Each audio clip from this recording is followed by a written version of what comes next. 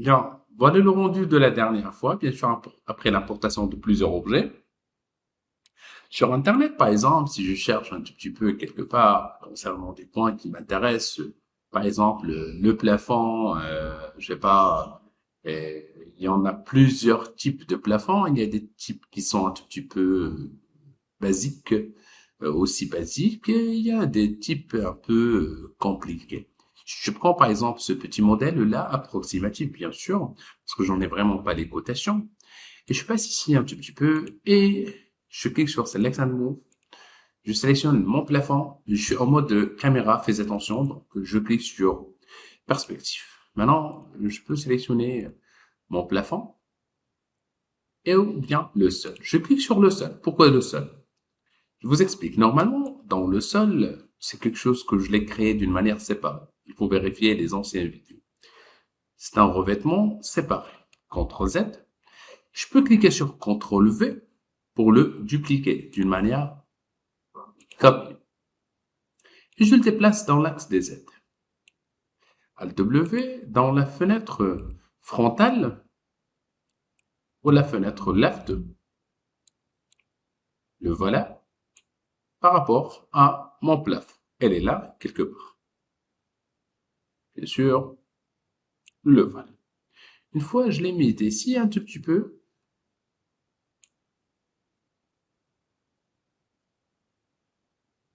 il faut vraiment qu'il ne touche vraiment pas le plafond. Alt W. Voilà mon objet. Je clique sur Isolate Selection pour que je concentre un tout petit peu avec mon plafond. M, comme Material Editor, je prends un matériel basique. Et je commence un tout petit peu à étudier ma forme. Ma forme, c'est sous forme de line avec l'extrusion UVW. Je supprime le tout. Je ne garde que la forme linéaire. Par la suite, allons-y. On dirait que je veux, par exemple, sélectionner notre ligne et insérer d'autres lignes. Au choix, line. Je clique sur line. Un petit clic ici. Shift. J'insère juste une petite ligne. Simple. Bouton droit pour arrêter. Une autre.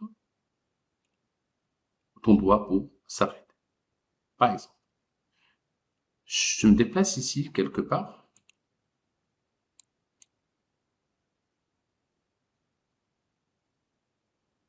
Et avec l'autre point. Échappe pour annuler. Parce qu'il nous faut vraiment un type d'accrochage. Pour activer l'accrochage, je clique sur Snap Circle avec le bouton gauche et le bouton droit pour activer le snapping. Vertex, je peux utiliser les vertex. Mais ici, il y a le point de pivot, le guide line, target, endpoint, midpoint, center. Donc, il y a tout ce qui a une relation avec l'accrochage. Je peux sélectionner tout type d'accrochage. Guide line, non. Tangente, non. Endpoint, pourquoi pas, un petit peu. Center, non. Centerface, non. Midpoint. Shaping segment. Ah oui, perpendiculaire. Je clique juste sur perpendiculaire aussi. Normalement, ça doit donner. Avec une ligne perpendiculaire, je clique quelque part ici, ça doit me donner normalement un accrochage. Je clique ici, ou bien je le déplace vers l'extérieur.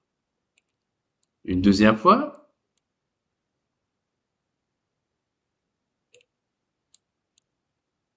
Et je le déplace vers un tout petit peu l'extérieur. Je viens de dessiner la forme au choix, comme on dit. OK.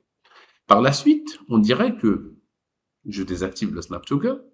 Je clique sur la forme principale. La première remarque, c'est une remarque visuelle. La forme de base, il contient une couleur blanche. C'est le blanc, avec des lignes vert, je sais pas, rouge et l'autre qui est bleu, vert.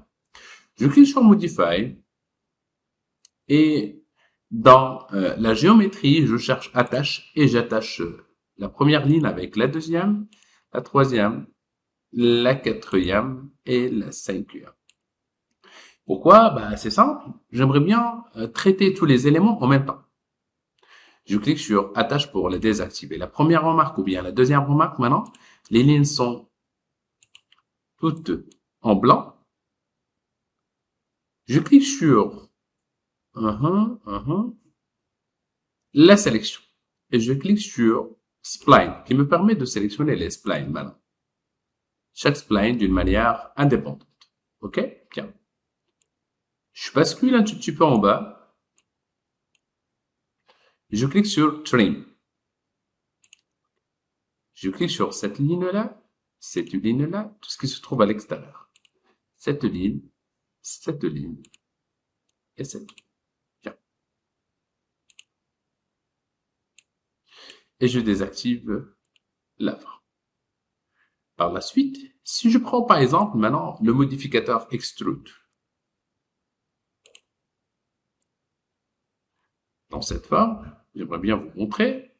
Si je clique sur l'extrusion et j'extrude avec une valeur, bien sûr, en activant le mode Edge and Faces, je trouve vraiment que la forme que j'ai créée, elle reste toujours en bas. C'est-à-dire que j'ai commis une erreur durant la subdivision d'objets. Bien. Qu'est-ce qu'on doit faire? On désactive l'extrusion, un tout petit peu, provisoire. Je vais bien essayer de voir ce qui se passe. Alt W. Alt W. CTRL Z un tout petit peu. Allons-y, on va vérifier. CTRL Z, CTRL Z. J'aimerais bien faire le retour dès la première fois. Ah, ok. Maintenant, c'est bien. La première remarque que j'ai, que c'est une question d'alignement. Je dois prendre mes lignes là, qui se trouvent en bas. Je clique sur Align avec l'autre ligne qui se trouve ici. Dans X, bon, c'est pas la peine. Y, c'est pas la peine. Ah oui, c'est Y exactement. Et Z, c'est pas la peine. Donc, c'est juste dans Y. Maintenant, les quatre formes sont carrément alignées. Je clique sur OK et je vais vérifier. Quand je sélectionne le tout actuellement dans la même forme. J'espère que ça me donne aucun problème. Une deuxième fois, allons-y. Je prends la forme. En mode spline, je cherche attache, attache, attache, attache et attache. Je viens de attacher mes formes. Et par la suite, je cherche le modificateur trim qui me permet de gérer un tout petit peu les lignes.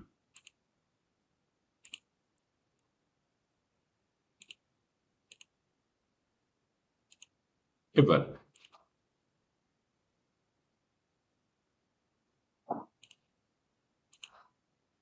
Quand je termine mon dessin de base, je clique sur Ajouter, Line, ok.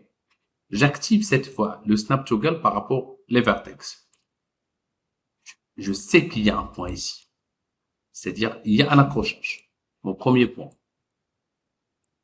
Mon deuxième. Dans l'intersection.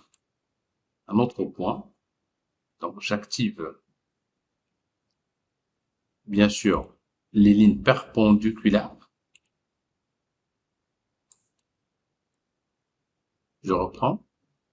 Premier point, la ligne perpendiculaire.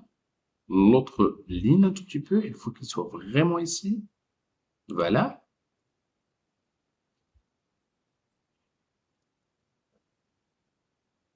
Quelque part ici. Et je ferme. Je close le spline. Voilà ma première forme, qui est un peu basique. Je clique sur la deuxième. Close spline.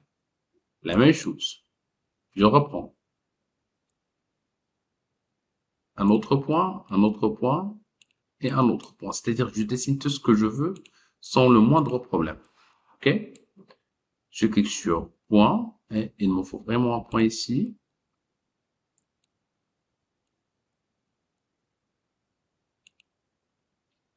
Est-ce qu'il y a un problème? Approximative. Et je pousse. Bien. J'ai créé 4 formes au choix. Par la suite, je clique sur la forme principale. Je peux la supprimer provisoire. OK? J'ai créé plusieurs formes en 2D. 1, 2, 3 et 4. Isolate Selection. Ah, Isolate Selection. Il y a une forme dont je n'ai pas sélectionné. Fais voir. Et CTRL. Isolate Selection. Maintenant, j'ai plusieurs formes.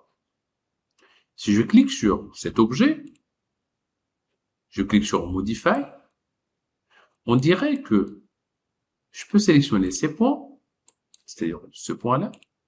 Je désactive le Snap Toggle et je gère ma forme à tête reposée. On dirait que je veux, à partir de ce point-là, vers ce point-là, vers ce point-là, et j'ai un petit décalage qui est super bien dans la déco. Je prends ce petit point, quand je change cette direction, je trouve que c'est le Y qui se change. Copier, coller, et la ligne est alignée. Je refais un tout petit peu la même opération. Je désactive le vertex. Je clique sur cette ligne-là. Vertex. Je prends le point. Je le déplace où je veux. Je préfère vraiment qu'il soit aligné avec l'autre point. Quand je change la direction, la valeur, CTRL-C,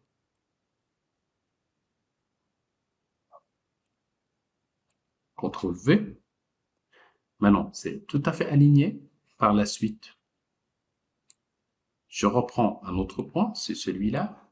Je le déplace un tout petit peu et j'ai un petit décalage. Je refais l'opération dans les autres formes. Je reprends dans l'autre partie. Si je prends par exemple cette forme, je vais la supprimer. Je prends cette forme-là, OK? Et je clique sur miroir dans l'axe des Y avec un offset. C'est-à-dire que je dois vraiment définir la valeur exacte. C'est quelque chose vraiment dont je n'ai vraiment pas. C'est pas grave. On va le faire approximatif. Copier ou bien instance. Je préfère vraiment instance. On peut refaire bien sûr la même opération ici si vous voulez. On a maintenant environ 4 formes. Je viens de voir qu'il y a une petite ligne ici. Et ben voilà les 4 formes comme. Je sélectionne les 4 formes. Je viens de voir que il y a un petit problème au niveau de points. On va gérer aussi la gestion de points. C'est-à-dire, je prends par exemple un point, je peux en même temps attacher. C'est-à-dire, je clique sur Spline. Je clique sur Attache. J'attache cette forme avec cette forme et avec cette forme. On a le même objet maintenant. C'est pas la peine de sortir et entrer et sortir chaque fois. Donc, par exemple, ce point-là se trouve dans une valeur, un point qui est très important. Un point, quand je le sélectionne, je peux le déplacer dans un axe pour remarquer où se trouve le problème. Une fois on a terminé, bien sûr, l'alignement de points, je vous rappelle, on peut utiliser une valeur commune pour le tout, c'est-à-dire, tu prends un point et on a mis par exemple 270. Je termine. Je prends par exemple cette forme. Je clique sur l'extrusion. Voilà. On a cette forme géométrique avec l'extrusion, je sais pas, de 4 cm, par exemple. Bien. Si je clique sur Isolate Selection, je clique sur C pour voir la caméra, je trouve que il y a une déco C'est bon? Cette forme avec l'autre. Bien. C'est la première partie. Par la suite, passons vers la vue 3D. Je peux aussi cliquer sur Line.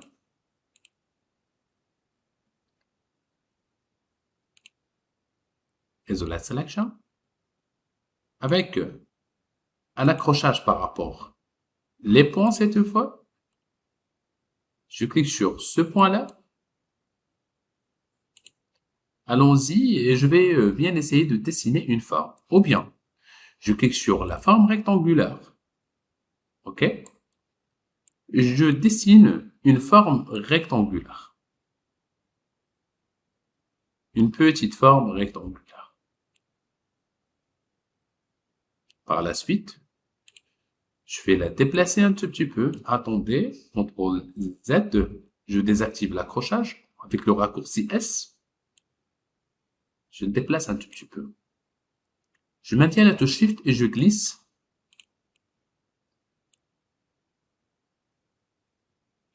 Cette forme ici, instance. Je refais un tout petit peu la même chose. Je clique sur Rectangle, cette fois avec un accrochage. Je peux par exemple utiliser ce petit point-là, pardon. Rectangle, normalement à partir d'un point, ça doit donner exactement. Bien. C'est juste approximatif jusqu'à maintenant. On n'a pas vraiment entré dans les détails. Bien. Si on rentre vraiment dans les détails, ça va nous demander beaucoup de temps. Allons-y. Je sélectionne mon objet, je le déplace un tout petit peu pour créer un petit décalage. Vous pouvez utiliser les coordonnées absolues pour retrouver le décalage. Ici, dans cette forme, qui est à la base une forme linéaire, à ne pas oublier, je peux sélectionner les points qui se trouvent ici, ce point-là, et je peux le décaler un tout petit peu, ok?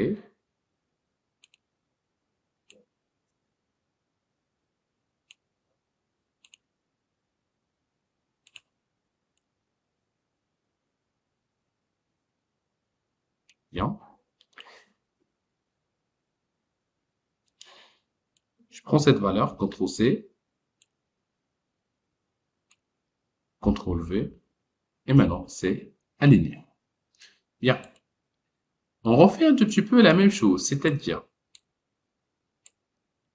comme vous savez, cette forme, il contient de l'extrusion. Qui dit l'extrusion, c'est-à-dire c'est une valeur avec 4 cm. Je maintiens la touche CTRL et je glisse l'extrusion vers cette ligne. Je refais un tout petit peu la même chose.